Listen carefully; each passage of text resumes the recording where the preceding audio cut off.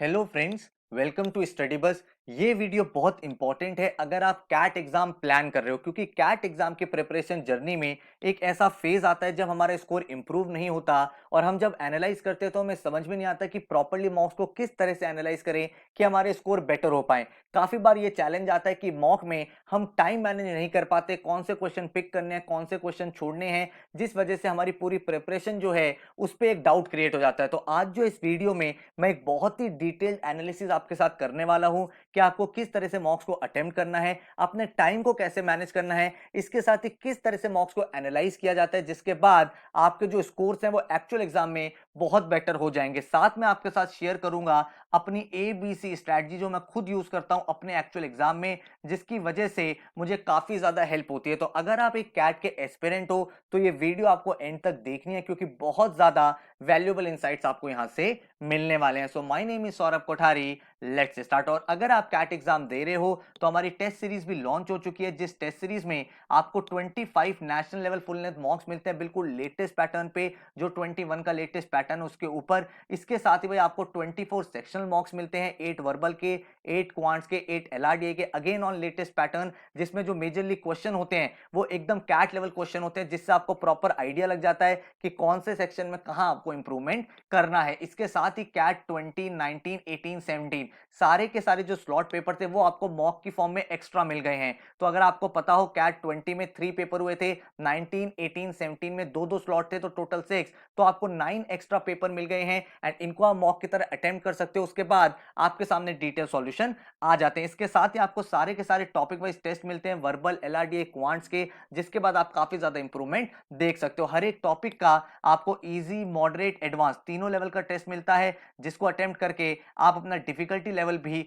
Checkout कर सकते हो। इसके साथ ही आपको एक फीचर मिलता है जनरेट योर टेस्ट, जिसके बाद भाई आप और ज्यादा टॉपिक वाइज प्रैक्टिस कर सकते हो। एंड जितने भी हमारे मॉक्स होते हैं उनका डिटेल्ड एनालिसिस एंड सॉल्यूशन आपको मिलता है, कहां सही है कहां गलत है, क्या उसका डिटेल सॉल्यूशन था, आपका स्ट्रेंथ एरिया क्या है, वीक एरिया क्या है, कौन से क्वेश्चन पे आप कितना टाइम लगा रहे हो, जिसके बाद आपको इन डेप्थ आइडिया हो जाता है। सारे के सारे मॉक्स अनलॉक्ड रहते हैं, आप कभी भी इनको अपीयर कर सकते हो। तो अगर आप ये टेस्ट सीरीज में एनरोल करना चाहते हो तो हमारी वेबसाइट पर जा सकते हो studybus.co.in, आप इस टेस्ट सीरीज में एनरोल कर सकते हो। टोटल जो फीस स्ट्रक्चर है that is ₹1500 including all the things. And इस टेस्ट सीरीज को आप हमारी एप्लीकेशन या फिर भाई वेबसाइट कहीं भी लॉग इन करके अटेम्प्ट कर सकते हो। ठीक है, तो अगर आपको टेस्ट देना हो, एक क्वालिटी टेस्ट देने हो, थाउजेंड्स ऑफ बच्चों में अपनी रैंक देखनी हो, तो इस टेस्ट सीरीज के बारे में आप प्लान कर सकते हो। अब हम लोग बात करते हैं जो हमारा एक्चुअल प्रॉब्लम यहां पे क्रिएट हो रहा है। अगर आप मॉक टेस्ट देने स्टार्ट कर दिए हैं और आपके स्कोर्स कम आ रहे हैं, या फिर आपने मॉक टेस्ट देना स्टार्ट नहीं किया है और आपको डर लग रहा है यार मेरे कम मार्क्स आ गए तो क्या होगा, तो देखो होता क्या है, जब भी हमारे मार्क्स कम आते हैं ना तो हमें कुछ कुछ चैलेंजेस क्रिएट होते हैं। सबसे पहले आपको लगता है यार मैंने जो इतने मंथ्स की मेहनत की थी क्या वो वेस्ट हो गई, क्योंकि मैंने तो बहुत सारा हार्ड वर्क किया था बट मेरा रिजल्ट ही नहीं आ रहा। सेकंड क्या चैलेंज आता है, जब हम मॉक्स पे मॉक्स देते हैं बट स्कोर्स इंप्रूव नहीं होते, तो हमें यार एक डाउट सा क्रिएट हो जाता है अपनी प्रिपरेशन पे, यार क्या मैंने सही से तैयारी की भी थी, मेरा इंप्रूवमेंट क्यों नहीं हो रहा। एंड आपका उस टाइम ऐसा फीलिंग आता है कि यार गिव अप कर दूं, मेरे से नहीं होगा, मेरे जितनी बार मॉक्स में कम मार्क्स आते हैं मैं बहुत ज्यादा डीमोटिवेट हो जाता हूं और फिर मुझे लगता है यार ये कैट जो एग्जाम है ना वो मेरे लिए है ही नहीं, मुझे तो अदर एग्जाम दे देते हैं, और आप एंड में क्विट कर देते हो। तो एक चीज यहां पे समझो कि मॉक का ऑब्जेक्टिव क्या है। मॉक का ऑब्जेक्टिव ये नहीं है कि आप यहां से भाई डीमोटिवेट होकर अपनी प्रिपरेशन छोड़ दो या एग्जाम के लिए अपीयर ही ना करो। मॉक्स का जो पर्पस है वो क्या है, mocks are not the result of your preparation, mocks are the part of your preparation. Mocks आपको ये सिखाता है कि आपकी गलतियां कहां हो रही हैं, एंड उन गलतियों से जब आप इंप्रूव करोगे तभी तो एक्चुअल एग्जाम में आप काफी अच्छा स्कोर कर पाओगे। तो जितने भी आप कैट एस्पिरेंट्स देखोगे, चाहे कोई टॉपर है, 99 परसेंटाइलर है, 95 परसेंटाइलर है, आप उससे बात करोगे तो वो भी आपको यही समझाएगा कि ऐसा फेज सबकी जर्नी में आता है जब आपके स्कोर्स इंप्रूव नहीं होते। अब यहां पे आपके पास दो ऑप्शन होते हैं, या तो आप गिव अप करके अपनी प्रिपरेशन छोड़ दो, या फिर आप ये चीज रियलाइज करो that my excuses are not bigger than my dreams. तो आप भाई एक एक्सक्यूज नहीं बना रहे, आप ये फाइंड आउट कर रहे हो कि मेरे क्या चैलेंजेस है, मेरी क्या कमियां हैं, उसको आप बेटर कर रहे हो, एंड देन आप एक्चुअल एग्जाम में जो आपका एग्जाम होगा उसमें आप नेल करके अपने एग्जाम में बेस्ट परसेंटाइल अचीव कर रहे हो। ठीक है, तो पूरा का पूरा ऑब्जेक्टिव यही है कि अगर आपका स्कोर कम आया है तो हम ये एनालाइज करें कि हमारा स्कोर कम क्यों आया, इसके पीछे क्या क्या रीजंस हैं। अब यहां पे मेजर जो रीजंस बनते हैं उसमें सबसे पहला रीजन ये बनता है लेस एक्यूरेसी। होता क्या है, बहुत बार हम पेपर करते हैं, हमें पता है कैट एग्जाम में 76 क्वेश्चन आने वाले हैं, उसमें से हमने भाई क्वेश्चन अटेम्प्ट कर दिए 60, लेकिन यहाँ जब हमारा रिजल्ट आता है तो पता चलता है 60 में से सिर्फ 30 करेक्ट थे और 30 इनकरेक्ट हो गए, जिससे आपका स्कोर भी बहुत कम हो गया, परसेंटाइल भी कम हो गई। तो एक्यूरेसी को कैसे डेवलप करें, ये एक मेजर चैलेंज हमारे सामने आ रहा है। दूसरा हमारे सामने चैलेंज क्या आ रहा है कि सर मेरी एक्यूरेसी तो ठीक है, लेकिन मेरे अटेम्प्ट्स बहुत कम है, मेरी स्पीड इतनी कम है कि मैं 5 या 6 क्वेश्चन नहीं कर पाता हूं और पूरा का पूरा टाइम उस पर्टिकुलर सेक्शन का ओवर हो जाता है। तो यहां पे मैं कैसे बेटर कर सकता हूं?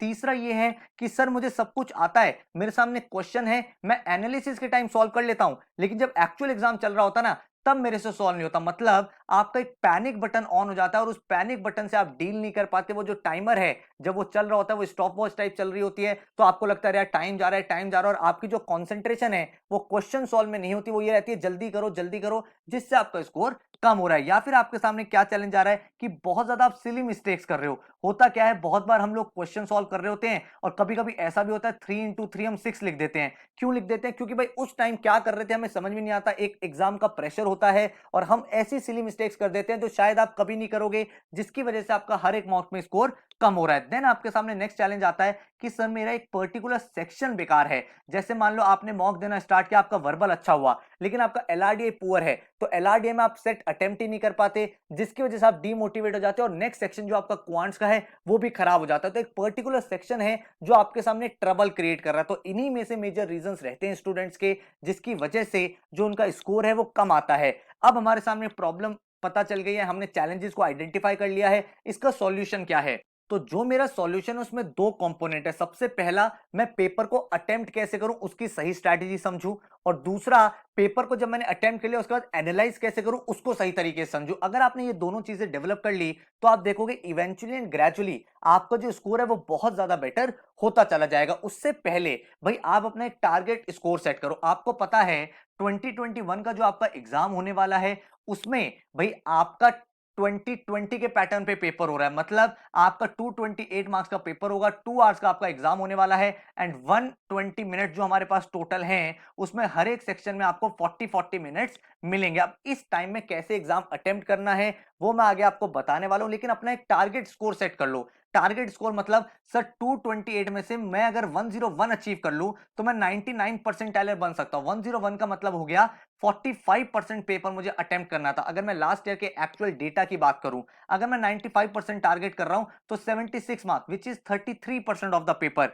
एंड अगर मैं 90 परसेंटाइल अचीव करना चाहता हूं तो 63 marks which is 27% of the paper. अब आप ये खुद सोचो, क्या यार आप 45% पेपर अटेम्प्ट नहीं कर सकते? अगर आपने भाई सिंसियरली मेहनत करी है अपनी प्रिपरेशन में, आपको एक टॉपिक दो टॉपिक नहीं भी आते तो इसका मतलब ये नहीं है कि आप पूरा पेपर अटेम्प्ट नहीं करोगे। आपको बस ये सीखना है कि कौन से क्वेश्चन पिक करने हैं और कौन से क्वेश्चन छोड़ने हैं। तो इसको हम कैसे अंडरस्टैंड करें, सबसे पहले समझते हैं ABC स्ट्रेटजी इन मॉक्स। अब हम जब लोग मॉक अटेम्प्ट कर रहे होते हैं ना, तो सबसे बड़ा चैलेंज हमारे सामने क्या आता है? सबसे बड़ा चैलेंज आता है सर टाइम मैनेज कैसे करें, टाइम इतनी जल्दी निकल जाता है, मुझे समझ ही नहीं आता क्या करूं।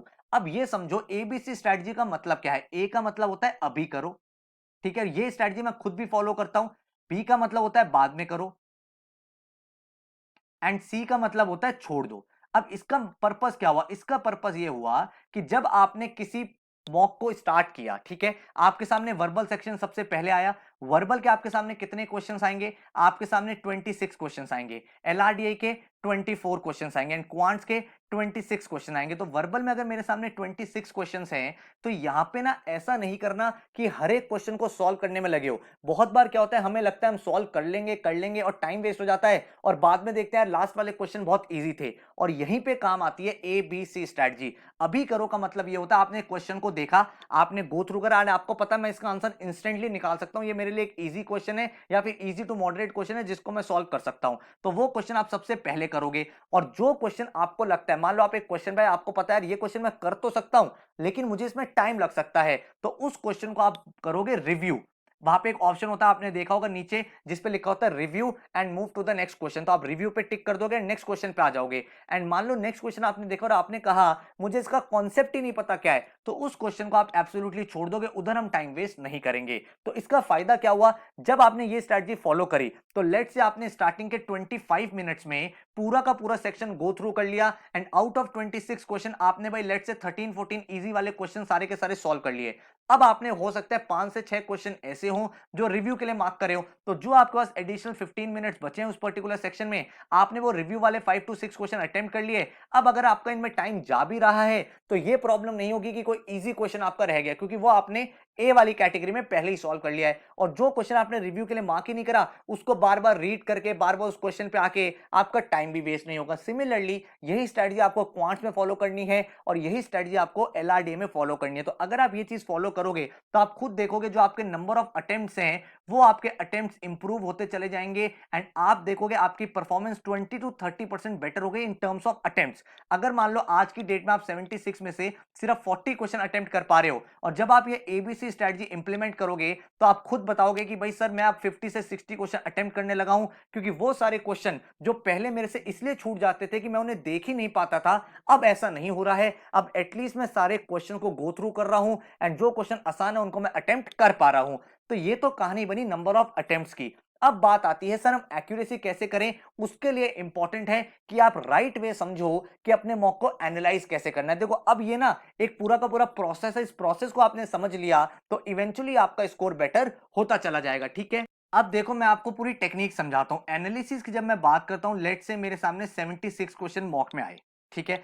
अब मैंने जब अपना मॉक अटेम्प्ट किया होगा उसमें मेरे सामने दो चीजें रही होंगी, या तो मैंने क्वेश्चन को अटेम्प्ट किया होगा या फिर मैंने क्वेश्चन को छोड़ दिया होगा। तो मैंने कहा कि मेरे सामने अटेम्प्टेड और अनअटेम्प्टेड क्वेश्चंस की लिस्ट आ गई है। मान लो आपने पेपर में 76 क्वेश्चन में से 50 क्वेश्चन अटेम्प्ट करे थे, ठीक है, तो आपके अनअटेम्प्टेड कितने रह गए? 26 क्वेश्चन आपके अनअटेम्प्टेड रह गए। अब जब आपका रिजल्ट आया तो उसमें से कुछ क्वेश्चन करेक्ट हुए होंगे और कुछ क्वेश्चन आपके रॉन्ग हो गए होंगे। तो भाई आपने कहा मेरे कुछ क्वेश्चन राइट है, लेट्स से आपके इन 50 में से 30 क्वेश्चन एब्सोल्युटली करेक्ट हैं और 20 क्वेश्चन आपके इनकरेक्ट हैं और अनअटेम्प्टेड वाले 26 क्वेश्चन है। अब आप यहां पे एक चीज समझो, जो क्वेश्चन आपके राइट हैं यहां पे तो कोई चैलेंज है ही नहीं, ये तो एब्सोल्युटली करेक्ट है, यहां पे आपकी कहानी बिल्कुल ठीक चल रही है। जो क्वेश्चन रॉन्ग है, क्योंकि आपने क्वेश्चन को अटेम्प्ट किया है, देखो जो क्वेश्चन आपको आता ही नहीं था वो तो आपके अनअटेम्प्टेड में चले गए। अब जो क्वेश्चन आपने अटेम्प्ट किया वो यही सोच के अटेम्प्ट किया था ना कि मेरे +3 आएंगे क्योंकि मेरा करेक्ट होगा, और वो गलत हो गया। आप एक चीज को अंडरस्टैंड करो, जब भी आप एक ऐसा क्वेश्चन अटेम्प्ट करते हो जो आपको पता है मैं कर सकता हूं, तो आपके माइंड में होता है +3 मिलेगा, और अगर आपका गलत हो जाता है वो -1 हो जाता है, तो ओवरऑल जो इंपैक्ट पड़ता है वो -4 मार्क्स का पड़ता है, राइट। अब मुझे ये समझना है कि मेरे यार ये क्वेश्चन गलत हुए क्यों, ठीक है। तो अब जब आप अपने मॉक का सॉल्यूशन देख रहे हो तो सबसे पहले आप देखोगे अपने रॉन्ग वाले क्वेश्चन कि मेरे कौन कौन से क्वेश्चन रॉन्ग हुए, क्योंकि जो रॉन्ग हुए ना इसका आपको थोड़ा बहुत आइडिया था, आपको कॉन्सेप्ट आता था तभी आपने अटेम्प्ट किया।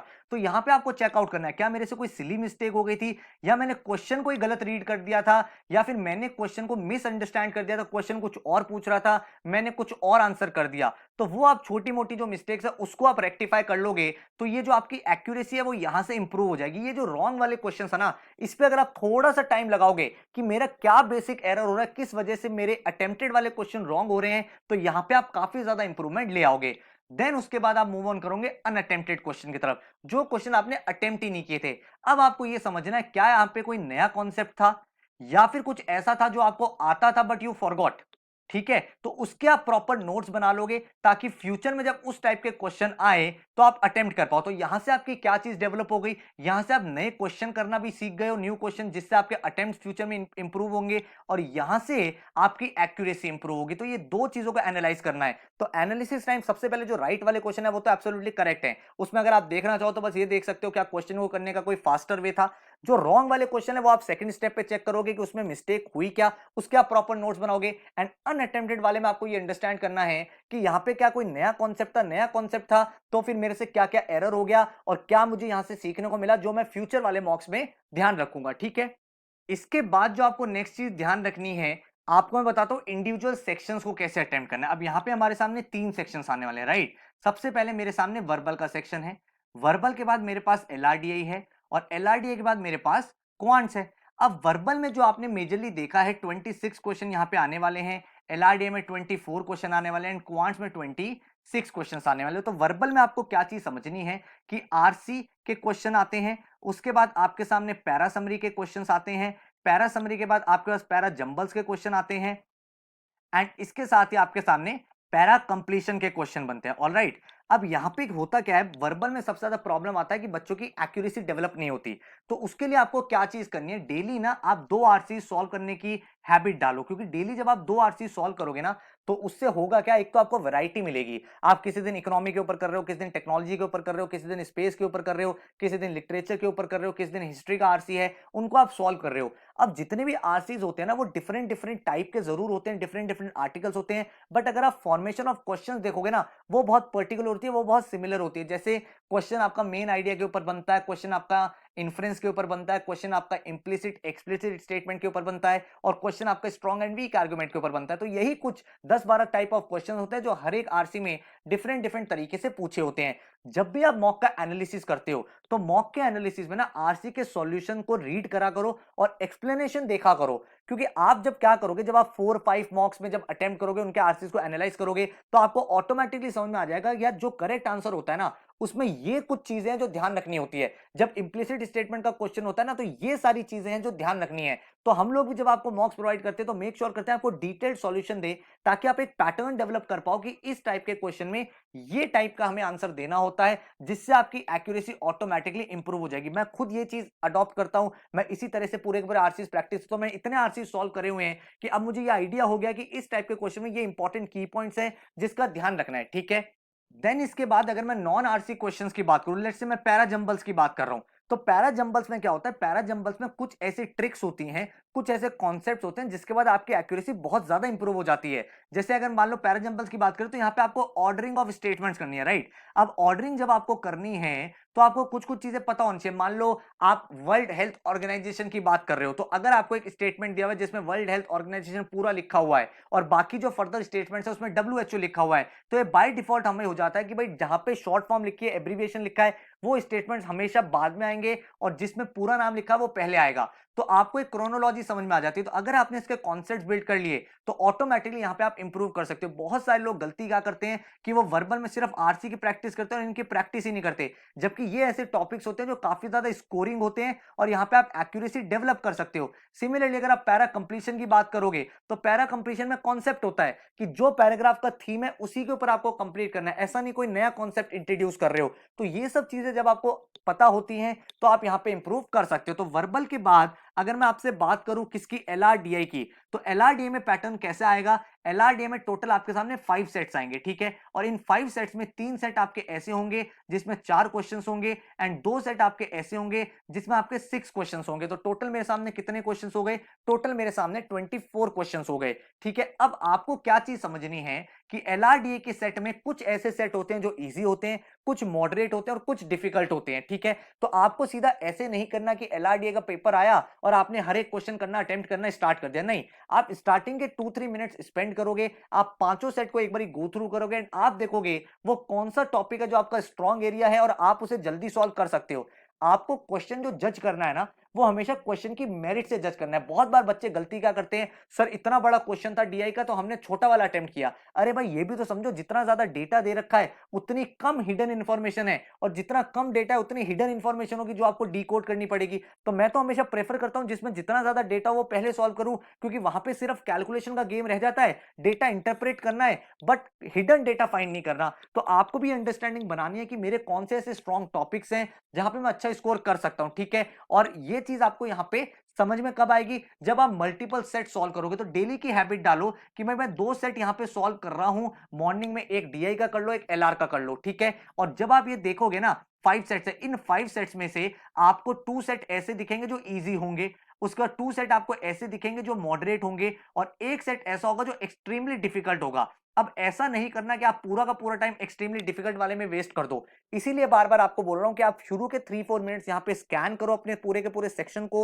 और उसमें ये देखो कौन सा इजी है। मान लो आपका स्ट्रेंथ एरिया है वेन डायग्राम्स के क्वेश्चन करने का, तो वो क्वेश्चन पहले अटेम्प्ट कर लो। हो सकता है आपका स्ट्रेंथ हो डीआई के क्वेश्चन करने में, तो वो पहले कर लो। कुछ लोग ऐसे होते हैं जो मैट्रिक्स बेस्ड प्रॉब्लम बहुत जल्दी सॉल्व कर लेते हैं, तो आप पहले वो अटेम्प्ट कर लो, तो गो थ्रू कर लो। ऐसा नहीं होना चाहिए कि जब आपने पेपर सबमिट करा, आप एंड में कह रहे हो अरे यार ये वाला क्वेश्चन तो मैंने देखा ही नहीं, ये तो इतना आसान था। ठीक है, तो जितनी बार आप ये चीज करोगे उतना बेटर होगा। और एक चीज आपको जो ध्यान रखनी है, जब भी आप मॉक सबमिट करते हो ना, मॉक सबमिट करने के बाद आप एलआरडीए के सॉल्यूशंस डायरेक्टली नहीं देखोगे, बिल्कुल नहीं देखोगे। आपको क्या करना है कि जो भी आपको 5 सेट गिवन है, अगर आपका उसमें से कोई सेट सही है, वेल एंड गुड है। जितने भी आपके रिमेनिंग सेट है, चाहे वो रॉन्ग हुआ हो, चाहे वो अनअटेम्प्टेड रहा हो, आप उसको पहले रीसॉल्व करोगे। आप उसको रीसॉल्व करोगे, एक एक क्वेश्चन ट्राई करोगे, क्योंकि अब आपके ऊपर टाइमर वाला प्रेशर नहीं है। अब टाइमर वाला प्रेशर नहीं है, आपको एक क्वेश्चन करने में 15 मिनट्स लगे, 20 मिनट्स लगे, 30 मिनट्स लगे, आप ट्राई करोगे। उससे होगा क्या, मान लो आपने 4 सेट सॉल्व करे और उन 4 में से आपके 2 या 3 सही हो गए, तो आपको ये कॉन्फिडेंस आ जाएगा, हाँ यार क्वेश्चन मैं कर तो सकता हूं।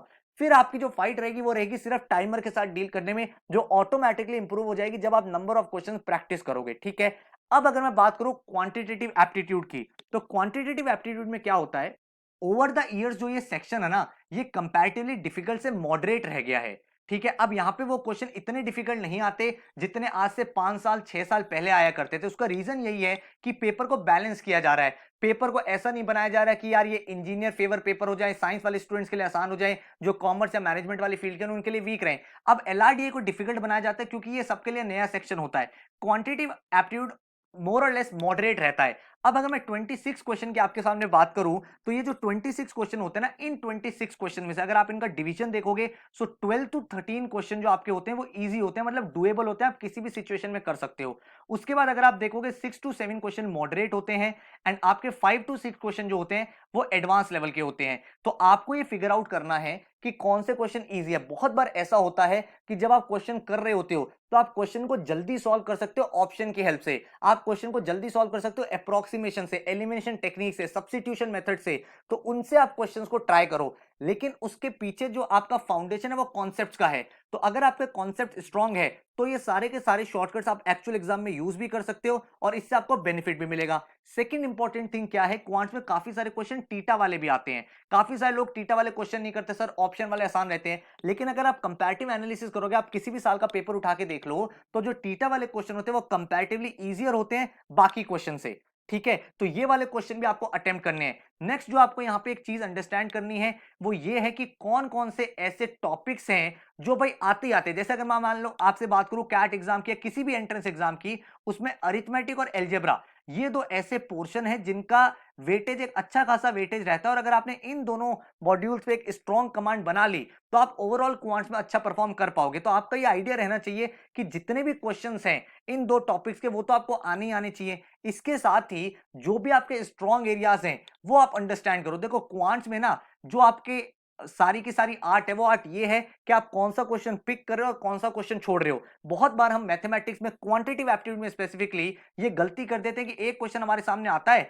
लेट्स से वो टीएसडी का क्वेश्चन, अब आपको लगता है कि यार ये क्वेश्चन तो मैं कर ही लूंगा क्योंकि मैंने टीएसडी टॉपिक पढ़ा हुआ है, लेकिन आप उस टॉपिक में उस पर्टिकुलर क्वेश्चन में कम से कम 5 से 7 मिनट वेस्ट कर देते हो। तो आपने अगर 5 टू 7 मिनट वेस्ट भी कर दिया तो आपको आरओआई तो मिला ही नहीं। आपने अगर उसे सही भी कर दिया तो आपने इतना वैल्यूबल टाइम जिसमें आप 3 से 4 क्वेश्चन कर सकते थे वो आपने वेस्ट कर दिया। तो यहां पे तो फॉर श्योर आपको एबीसी वाला जो मैंने फंडा बताया था वो यूज करना ही करना है। मेक श्योर करना है कि आप सारे के सारे क्वेश्चन स्कैन करो और जब आप पेपर को एनालाइज कर रहे हो तो एक एक क्वेश्चन देखो कि वहां पे क्या कोई नया कॉन्सेप्ट था। मान लो एक ऐसा क्वेश्चन था जो आपने उस टॉपिक से देखा था, जो आपने पढ़ा हुआ है, लेकिन आप एग्जाम में सॉल्व नहीं कर पाए, तो उस कॉन्सेप्ट के नोट्स बना लो। और अगर कोई ऐसा टॉपिक था जो आपको बिल्कुल भी नहीं आता था, फिर उसे आप फाउंडेशन से बिल्ड करो। तो ये मैंने आपको तीनों की तीनों सेक्शन की स्ट्रैटेजी बता दी।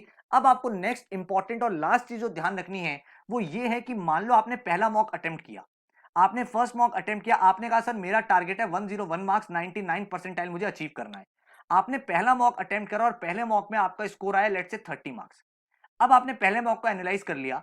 ऐसा नहीं होना चाहिए कि सेकंड मॉक में आप ये सोचो कि सर मैं सीधा 100 ले आऊंगा, क्योंकि आप डायरेक्ट 100 का सोचोगे वो स्कोर आना नहीं है। आपका स्कोर 40-50 पे आया तो आप डीमोटिवेट हो जाओगे, आपको यार मुझे तो ये आता ही नहीं।